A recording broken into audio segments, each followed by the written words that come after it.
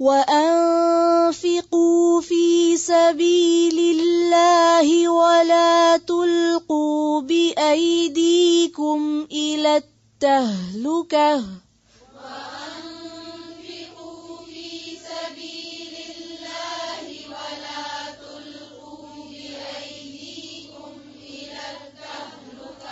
وَلَا تُلْقُوا بِأَيْدِيكُمْ إِلَى التَّهْلُكَةِ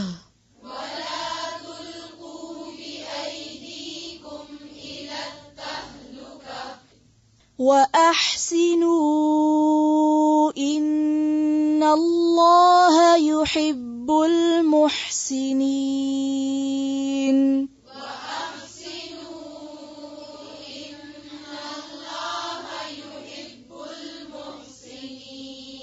پھر سے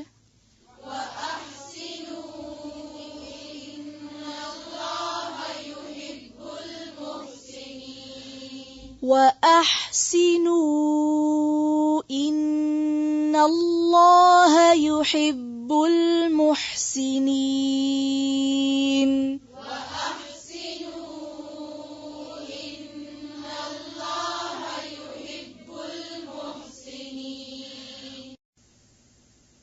وَأَنفِقُوا اور خرچ کرو فی سبیل اللہ اللہ کے راستے میں.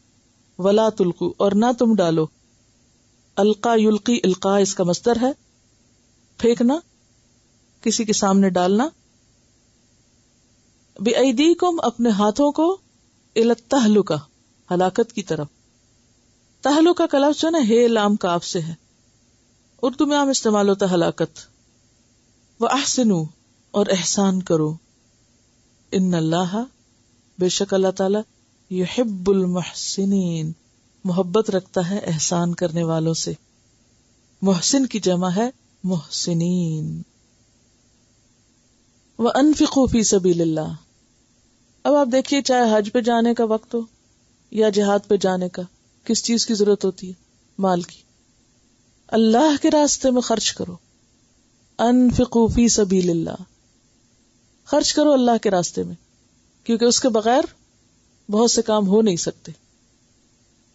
حضرت ابو ایوب رضی اللہ تعالیٰ عنہ فرماتے ہیں، ابو ایوب انصاری، کہ یہ آیت ہمارے بارے میں نازل ہوئی، انصار کے بارے میں.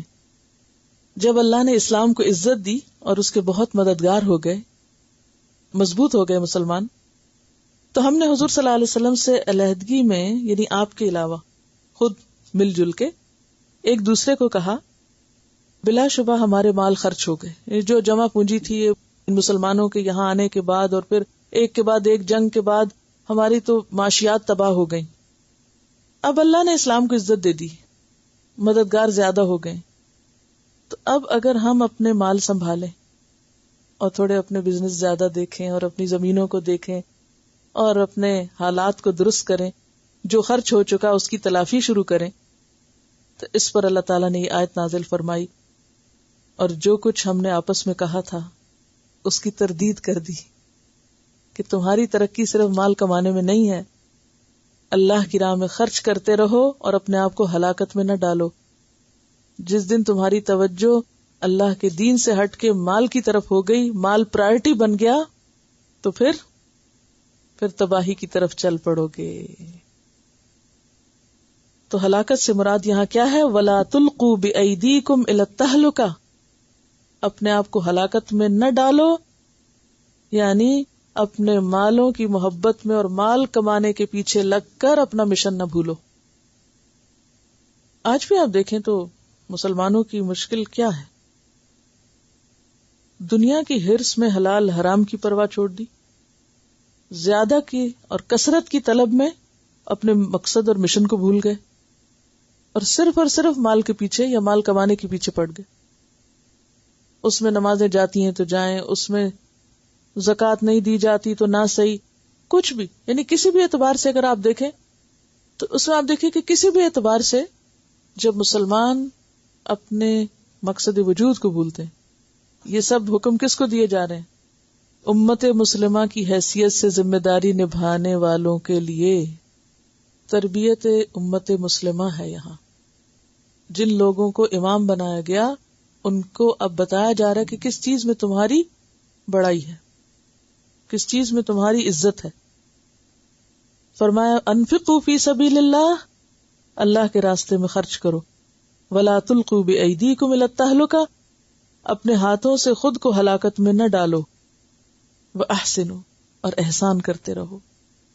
اور احسان سب سے زیادہ کس چیز سے ہو سکتا ہے؟ مال سے. اور مال ہی کو خرچ کرنا سب سے مشکل کام ہوتا ہے.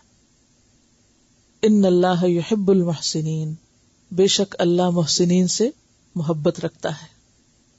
احسان کرنے والے اللہ کو بہت پیارے ہیں.